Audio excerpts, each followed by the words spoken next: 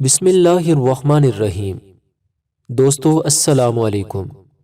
YouTube channel دلچسپ video میں ایک نئی دلچسپ ویڈیو کے ساتھ حاضر خدمت ہیں۔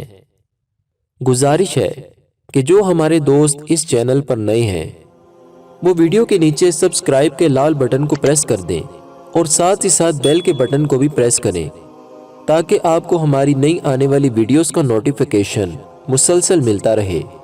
اور باقی دوستوں سے بھی گزارش ہے کہ اس ویڈیو کو لائک اور شیئر ضرور کریں تاکہ یہ اہم معلومات آپ کے دوسرے دوستوں تک بھی ضرور پہنچ جائے۔ دوستو آج کی اس ویڈیو میں ہم آپ کو پنجاب میں موٹر وے پر خاتون کے ساتھ اجتماعی زیادتی جو کہ 8 ستمبر 2020 کو ہوئی اس واقعے کی مکمل تفصیل بیان کریں گے۔ دوستو خاتون کا تعلق فرانس سے تھا۔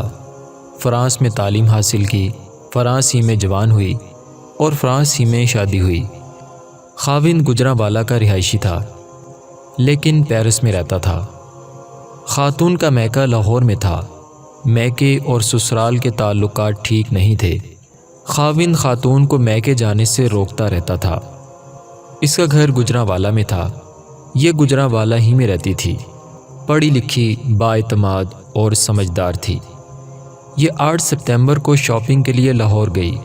تینوں بچے بھی اس کے ساتھ تھے۔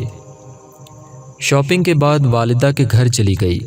رات کا کھانا کھایا، بچوں کو نیند آ گئی تو اس نے گجرانوالہ واپس جانے کا فیصلہ کر لیا۔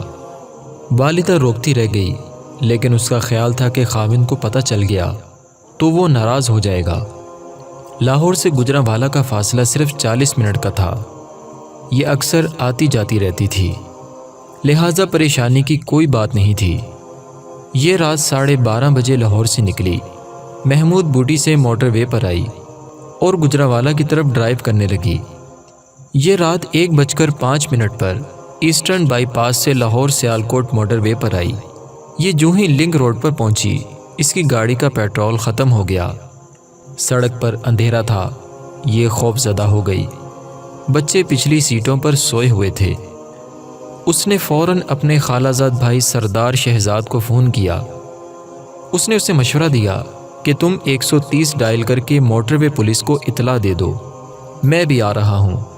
اس نے اپنے دوست جنید کو ساتھ لیا اور یہ گجرانوالہ سے روانہ ہو گیا۔ خاتون نے ہیلپ لائن پر موٹر وے پولیس کو فون کر دیا۔ اسے بتایا گیا آپ M11 کی لنک روڈ پر ہیں اور یہ موٹر وے پولیس کی حد میں نہیں آتی۔ تاہم موٹر وے پولیس نے خاتون کو ایک مقامی نمبر دے دیا۔ خاتون نے اس نمبر پر رابطہ کیا اور بتایا کہ میں اکیلی ہوں، میرے ساتھ بچے ہیں اور میں اس وقت لنک روڈ پر پھنس گئی ہوں۔ اس سے بتایا گیا آپ فکر نہ کریں، ہم کچھ کرتے ہیں۔ دوستوں میں بات آگے بڑھانے سے پہلے آپ کو یہ بھی بتاتا چلوں کہ لاہور سیالکوٹ موٹر وے مارچ 2020 میں مکمل ہوئی تھی۔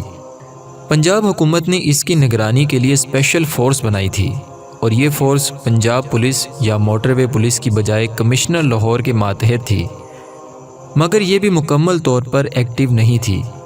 چنانچہ لاہور سیالکوٹ موٹر وے اور اس کی لنک کا 4 کلومیٹر کا ٹکڑا عموماً کسی کے کنٹرول میں نہیں تھا۔ اس کے گرد 3 گاؤں آباد ہیں۔ اس کے لچے لفنگے اکثر موٹر وے پر آ کر گاڑیاں لوٹتے رہتے ہیں۔ ایسے بے شمار واقعات رپورٹ ہو چکے ہیں۔ بہرحال میں خاتون کی سٹوری کی طرف واپس آتا ہوں۔ خاتون نے گاڑی اندر سے لاک کی اور سردار شہزاد اور پولیس کا انتظار کرنے لگی۔ 2 گھنٹے گزر گئے مگر پولیس آئی اور نہ سردار شہزاد پہنچا۔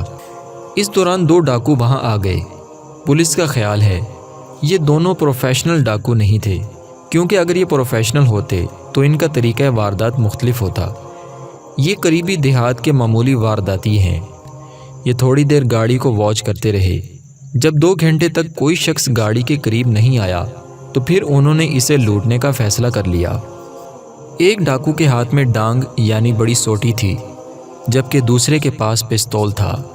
یہ گاڑی کے قریب پہنچے اور پستول دکھا کر خاتون کو دروازہ کھولنے کا اشارہ کیا۔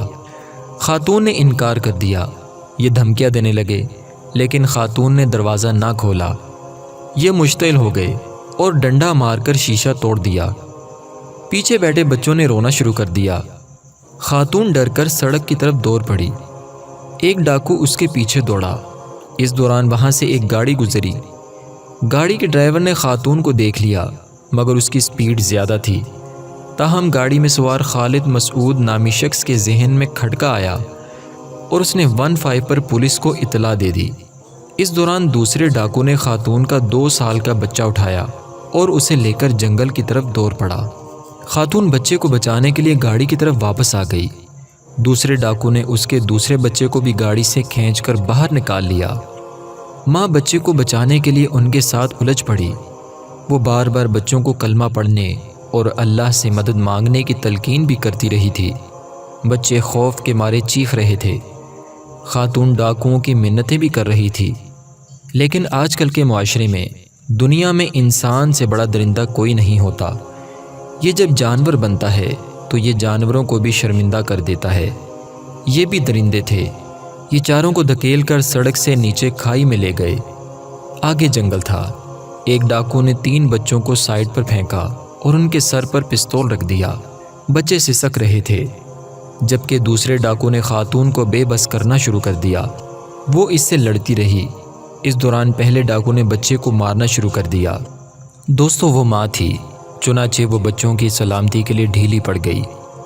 دوسرا ڈاکو آگے بڑھا اور پہلے بچے کے سر پر کھڑا ہو گیا۔ دونوں ڈاکوؤں کو کوئی جلدی، کوئی پریشانی نہیں تھی۔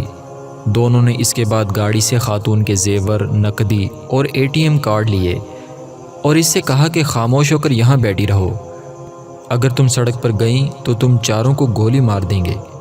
اس دوران دور سے موٹر سائیکل کی آوازیں آئیں۔ وہ دونوں اٹھے اور اندھیرے میں گم ہو گئے۔ تھوڑی دیر میں 2 موٹر سائیکل گاڑی کے قریب پہنچ گئے۔ یہ ڈولفن فورس کے 4 اہلکار تھے۔ وہ گاڑی کے قریب اترے۔ گاڑی کا شیشہ ٹوٹا ہوا تھا، دروازے پر خون کا نشان بھی تھا اور نیچے کھائی کی طرف بچے کا چھوٹا سا جوتا پڑا ہوا تھا۔ وہ چاروں جوان ڈر گئے اور انہوں نے زور زور سے کون ہے کی آوازیں لگانا شروع کر دیں۔ جنگل سے کوئی آواز نہ آئی۔ ڈولفن فورس کے ایک جوان نے 2 ہوائی فائر کیے اور وہ کھائی میں اتر گیا۔ کھائی 15 فٹ گہری تھی اور اس میں اندھیرا بھی تھا۔ جوان آوازیں لگاتا ہوا آگے بڑھتا گیا۔ آگے کھیت شروع ہو گئے۔ اسے اچانک ٹارچ کی روشنی میں زمین پر کوئی چیز دکھائی دی۔ اس نے جھک کر دیکھا تو یہ بچے کا دوسرا جوتا تھا۔ وہ آگے بڑھنے لگا۔ اس دوران اسے کسی عورت کی ڈری سہمی ہوئی آواز آئی، اللہ کا واسطہ ہے ہمیں قتل نہ کرو، ہم کسی کو کچھ نہیں بتائیں گے۔ وہ آواز کی طرف دوڑا اور پھر سامنے کا منظر دیکھ کر دہل گیا کہ سامنے کھیت کے کنارے ایک خوف زدہ عورت بیٹھی تھی۔ اس کے کپڑے پھٹے ہوئے تھے، جسم پر خراشیں تھیں اور 3 خوفزدہ بچے اس کے ساتھ لپٹے ہوئے تھے۔ عورت نے بچوں کو اپنے دونوں بازو میں جکڑ رکھا تھا۔ پولیس کا جوان خاتون کے ساتھ بیٹھ گیا اور اسے تسلی دینا شروع کر دی، مگر وہ اسے پولیس اہلکار ماننے کے لیے تیار نہیں تھی۔ وہ ڈرے ہوئے انداز میں اس کی منتیں کر رہی تھی، خدا کے لیے ہمیں نہ ماریں، ہم کسی کو کچھ نہیں بتائیں گے، آپ ہماری گاڑی بھی لے جاؤ، میں تمہیں اور رقم بھی منگوا دیتی ہوں، بس ہمیں نہ مارو۔ پولیس اہلکاروں کی آنکھوں میں آنسو آ گئے۔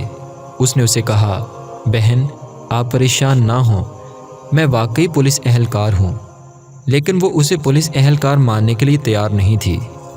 اس دوران دوسرے اہلکار بھی آ گئے۔ بچے انہیں دیکھ کر مزید سہم گئے اور انہوں نے ماں کو جکڑ لیا۔ ماں انہیں بار بار کہہ رہی تھی، تم آنکھیں بند کر لو اور کلمہ پڑھو۔ وہ خود بھی کلمہ پڑھ رہی تھی، لیکن بچوں کی زبانیں گنگ تھیں اور آنکھیں بند ہونا بھول چکی تھیں۔ وہ پتھرائی ہوئی آنکھوں سے پولیس اہلکاروں اور ٹارچ کی لائٹ کی طرف دیکھ رہے تھے۔ پولیس اہلکاروں نے وائرلیس پر کنٹرول آفس کو اطلاع دے دی۔ پولیس متحرک ہو گئی۔ خاتون SHO کو بھی بلا لیا گیا۔ آدھے گھنٹے میں پولیس پہنچ گئی۔ خاتون SHO نے اس مظلوم خاتون کو تسلی دی، اس کے جسم پر چادر ڈالی اور یہ اسے اور اس کے بچوں کو لے کر سڑک پر پہنچ گئی۔ اس دوران خاتون کا کزن سردار شہزاد بھی پہنچ گیا۔ خاتون میڈیکل کے لیے تیار نہیں تھی۔ پولیس نے اسے بڑی مشکل سے رضامند کیا۔ یہ اسے بچوں سمیت اسپتال لے کر گئی، میڈیکل ٹیسٹ کروائے، نمونے لیے اور انہیں گھر والوں کے حوالے کر دیا۔ یہ لوگ گھر پہنچ گئے، لیکن بچے ابھی بھی پھٹی ہوئی آنکھوں سے در و دیوار کو دیکھتے ہیں۔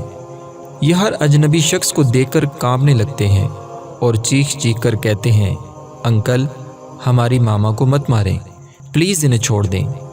محترم دوستو، یہ بچے المیہ ہیں، لیکن ان سے بڑا المیہ خاتون ہے۔ یہ سارا دن باتھ روم میں گزار دیتی ہے۔ یہ اب تک اپنے جسم پر ہزاروں ٹن پانی بہا چکی ہے، لیکن اس کے جسم سے اس نظام، اس معاشرے کی گھن نہیں اتر رہی۔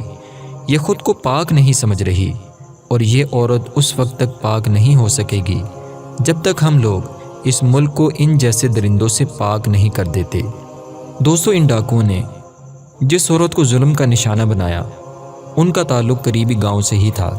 ان میں سے ایک کا نام محمد عابد ہے اور دوسرے کا نام وقار الحسن ہے۔ وقار الحسن نے پولیس کو گرفتاری دے دی ہے، مگر تاحال ابھی 20 دن سے زائد گزر چکے ہیں۔ عابد علی، جس کا ڈی این اے بھی میچ ہو چکا ہے، عابد علی ابھی تک لاپتہ ہے۔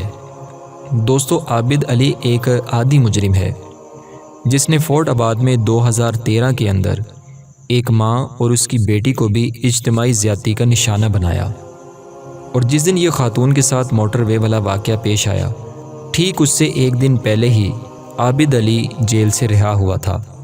دوستو، اس پورے حقیقی واقعے میں ہمیں بہت سا سبق ملتا ہے، اور اس واقعے پر بہت سے سوالات بھی اٹھتے ہیں، مگر ہم اللہ تعالیٰ سے دعا کرتے ہیں کہ اے مالک و مولا، ہماری ماؤں بہنوں کی عزتوں کی حفاظت فرما، اور اس طرح کے درندوں کو ہدایت نصیب فرما۔